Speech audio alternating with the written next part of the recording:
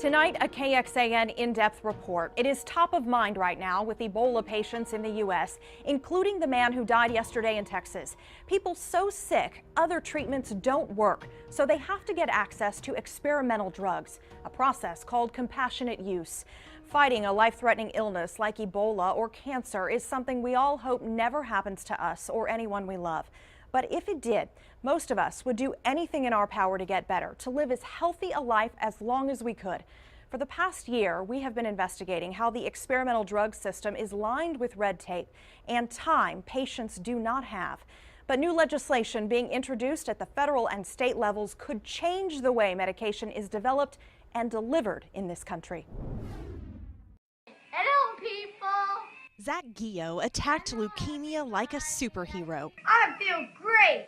From age 5, when he was first diagnosed, say that's going to your test and style.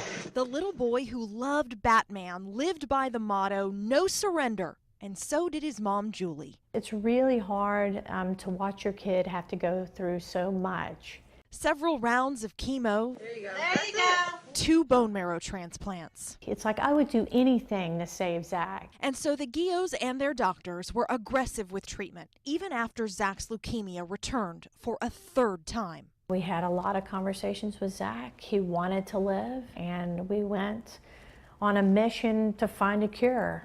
In Seattle, the Guillos learned an experimental drug might help their son. It was still in clinical trials, so they had to apply for special permission to get the drug, the process called compassionate use. I had already had his siblings and Zach writing letters to the CEO of the drug company. It took 6 weeks, time Zach didn't have, and then the drug company denied his request. And so I think it is important that we look at how we can improve this process, because really anybody could wake up tomorrow just like we did, just like Zach did, with a devastating disease, and you go through conventional treatment and you don't have very many options. Those of you who have lost your child. In Washington, D.C. and in Texas, lawmakers are trying to make it easier for patients like Zach. Compassionate use is becoming a huge issue. Last month at the annual Childhood Cancer Summit he helped create, Congressman Michael McCaul made sure compassionate use reform was at the forefront of the conversation. He's authoring the Andrea Sloan Cure Act, named for the Austin attorney who waged a very public battle for compassionate use last year. I have to fight for this drug because I need it to save my life. Sloan waited through months of denials before compassionate use was granted to her.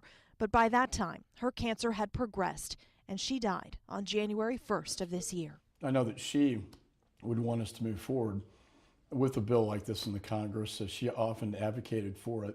The bill would make it easier for terminally ill patients to get access to experimental medications and therapies. It just means to give them a chance. In Texas, State Representative Eddie Rodriguez is co-authoring similar legislation called Right to Try. It's already passed in 3 other states. These laws remove the FDA from having to sign off on individual cases in those states. Happy 2014, and thank you for all the Christmas gifts. Ultimately, the pharmaceutical company did grant compassionate use to Zach Guillo, but his doctors and family had already made the decision to go forward with a 3rd bone marrow transplant. And 3rd time's a charm. Let's go, Zach. But Zach's little body had just been through too much. On February 8th, he died of liver failure related to chemotherapy toxicity. He was 9 years old. What is the lesson of Zach's life? It's don't give up. You know, give it all that you've got. This really sums him up, I think. It's one of the last videos we have. I feel great. Seriously? Yes, I'm gonna get through this. And leukemia, if you're watching this, you're going down. Zach's hard-fought journey has inspired his family to keep fighting for access to experimental therapies for cancer patients. On KXAN.com right now, read why the Guillo family has raised more than $1.5 million and how they hope it will save other children like Zach and how you can get involved in their mission. And tonight on KXAN News at 10, we're showing you a Georgetown lab developing experimental medications caught in the middle of the compassionate use battle, and we hear from the medical community about the challenges with compassionate use on their end.